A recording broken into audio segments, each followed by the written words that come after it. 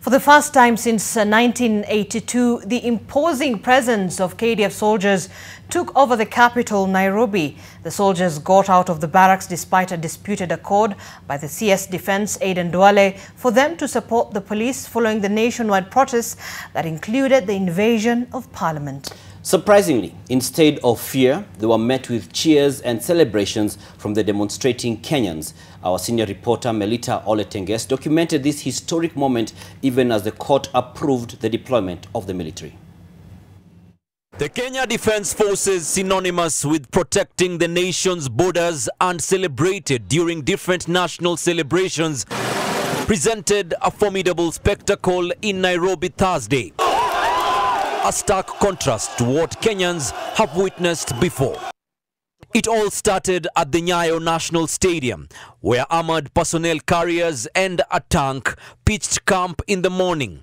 And for 3 hours, these soldiers established a temporary base here, while the under-20 athletes were competing in qualification events.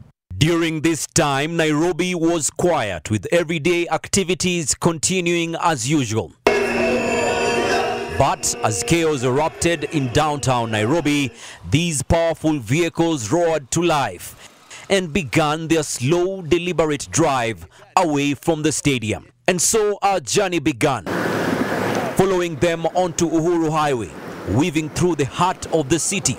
Yet, perhaps unfamiliar with the city's intricate routes, they found themselves in a roundabout leading to Parklands.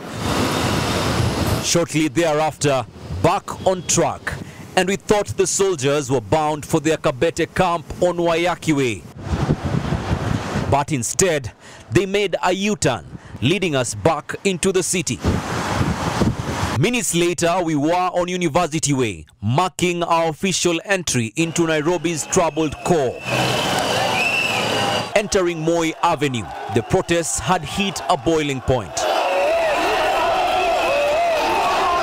The scene was fiery. On one side, police officers were firing tear gas, and on the other, protesters were hurling stones. Yet everyone made way for the soldiers to drive by slowly. This display of military might sparked a wave of curiosity and celebration amidst the heated protests.